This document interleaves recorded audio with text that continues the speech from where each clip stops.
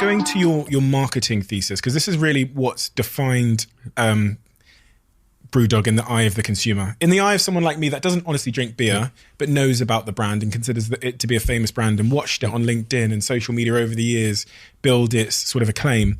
What is your principles that underline your marketing thesis? Because your marketing thesis is very, very different to pretty much nearly all brands in this country. There's maybe a 0.1% that maybe have copied or that have been inspired or that, chicken and egg, I don't know who came first, but it's a very unique thesis towards marketing. What underpins it? We've got two very simple tests that we apply to everything that we do from a marketing perspective. So the first test is, would or could another business do this thing? Mm-hmm. And if the answer is yes, we've got to seriously consider why we're doing it. The second test is, if I spend £1 on this, is it going to give me a 10x return compared to how a competitor would spend that £1? So we are in an industry dominated by global behemoths of businesses who are hundreds of times our size, and we're closing that gap, and we want to close that gap, but we only close that gap by making our market and our communications, everything we do, work so much more effectively than theirs. If our marketing is only as effective as theirs, we don't close that gap and we lose. So the two tests are, could or would another company do this? And is it going to give me a 10x return versus how my competitor would spend that money? And if I'm thinking about how to drive a better return on marketing, and then I think about what you've done, I see, well, we've got to be probably bolder to win share of voice. We've got to try and win headlines in more extreme ways, because nobody's going to be writing about you for the fun of it if you're a smaller sort of challenger brand. And the second thing I think is kind of, we've got to do that on new platforms. We can't fight out on TV or in newspapers, because those are where you kind of throw huge amounts of money and you get return. So new platforms and new approaches. And that's very much kind of signifies what I've seen from Brewdog. Very, very bold.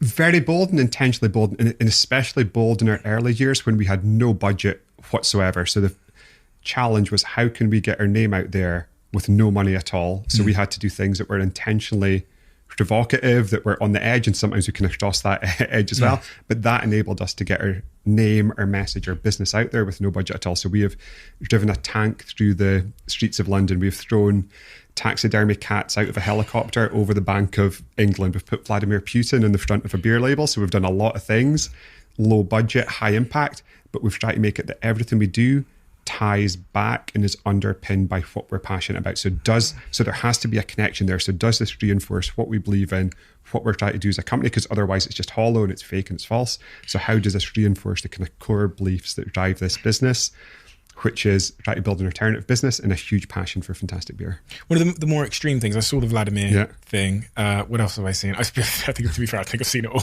because I'm obviously a marketeer, and running a marketing company and seeking inspiration from lots of different brands and seeing what they're doing and the impact it's having, especially on social media, which is my battleground. The thing I read about more recently was that you put in a complaint about your own beer, which triggered press. We did. So this was all the way back in 2008, and we had a few running battles with a few bigger players. One of them was the Portman Group. So the Portman Group was still is an industry regulator. And for me, it is a thinly veiled cartel funded by the big drinks businesses who've got a vested interest in making sure that small businesses are not successful. And there was a few rulings at the POUT that were just so silly and frivolous that we wanted to make a statement. So we complained about one of our own beers to make a meta statement about how silly the process is and how essentially corrupt it was as an organization funded by the big beer companies, big drinks businesses who've got a vested interest in making sure the small ones are not successful. How does that work? So you make a beer that is really high in AVB. Was that the correct term? It was, yes. So we made a beer called Tokyo 18%. Now, if you looked at the newspaper headlines in the UK when we launched that beer, you would have thought that I was single-handedly responsible for the downfall of Western civilization by making an 18% beer. We had in the Sun, binge drinking, blame this man, with like a cutout of my head in a bottle of Tokyo. That took a bit of explaining to my very religious grandmother, but that's another story. But everything we did with that beer was, we just made 1,000 bottles. It was very expensive. It was for connoisseurs. It was for aficionados. And we want to elevate the status of beer. And I think the more someone can understand and appreciate something, the less likely they are to abuse it. And we make expensive products for people who love fantastic beer. So it was to kind of make a statement of, you've got all these big companies doing very cheap alcohol that's likely to be abused. trying to ban products of this company that's looking to elevate the status, increase education awareness around beer, and lead people to appreciate and enjoy beer in a more elevated way. And when you see yourself in the sun with a cardboard cutout of your face, is that kind of swings and roundabouts? Is that good from a marketing perspective? Is that a good outcome? Because you were trying to get headlines. You complained about your own beer. Yeah. You were trying to get headlines. So is that job done? I think in that one, to a certain extent, it was job done. And to kind of show you how odd things were back then. So this was kind of 2009, 2010, when we were starting to get momentum and the beer scene was starting to change. So the big companies had it their own way for way too long and things were starting to change. There was a award ceremony in Scotland in 2010, put together by the BII, the British Innkeepers Institute. And we got a heads up before the award ceremony. Hey guys, you're going to win the award for Scottish Bar Operator of the Year. So you guys better come to the award ceremony. So we went there, we booked a table.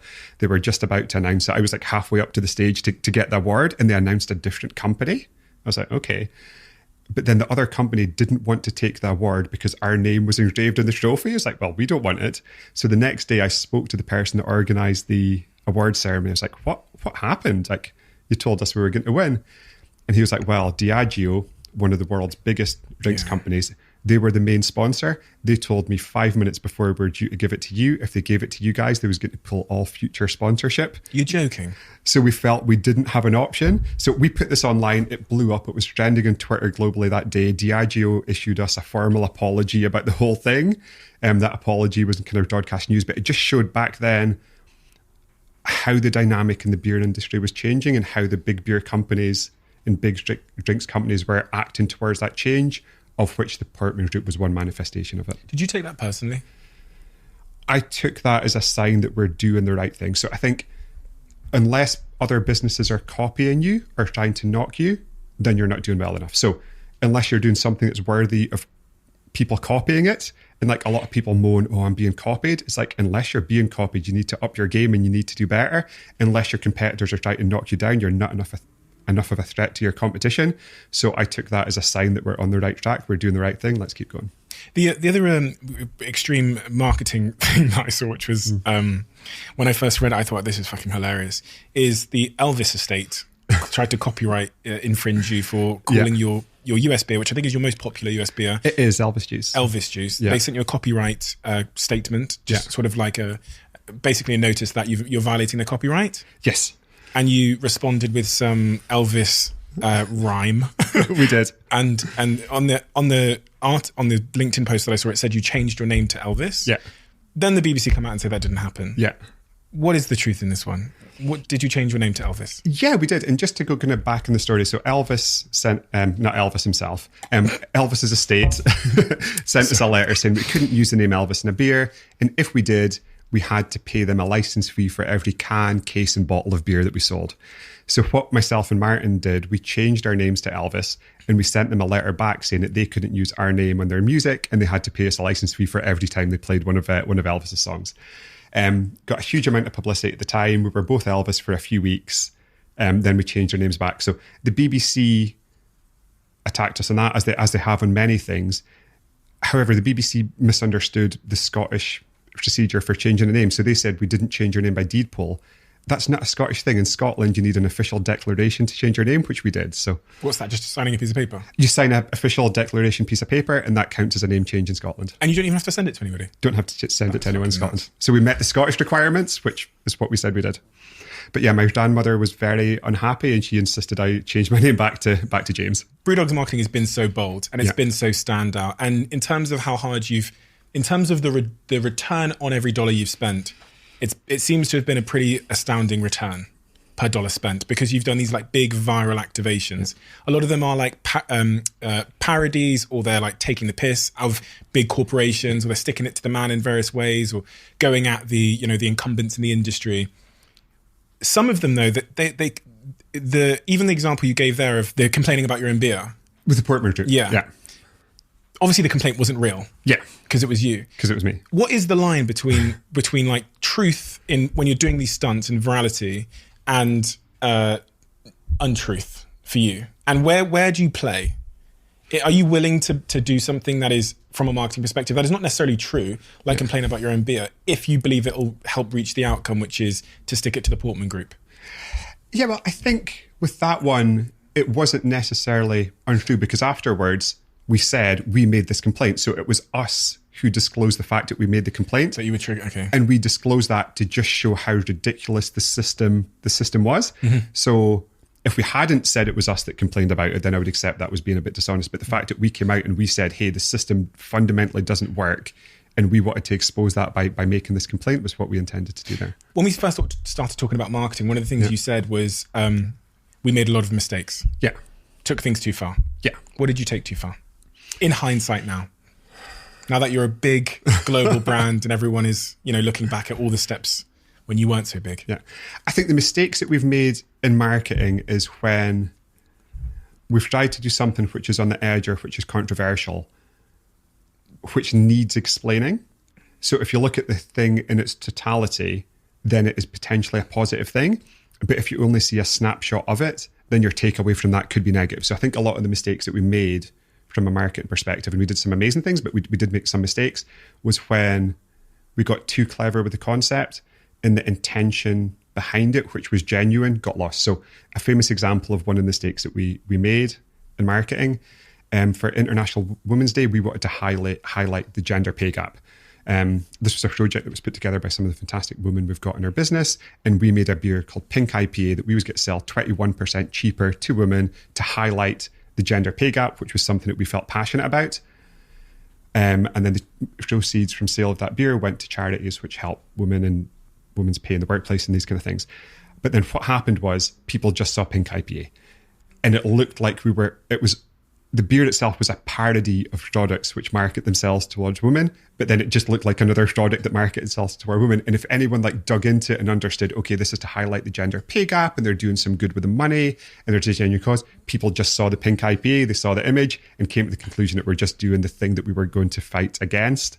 And that was a key learning, that people just see a snapshot of a thing. So you need to make sure that all of the message that you want to land is in that snapshot, because a lot of people's not going to dig deeper into what it is.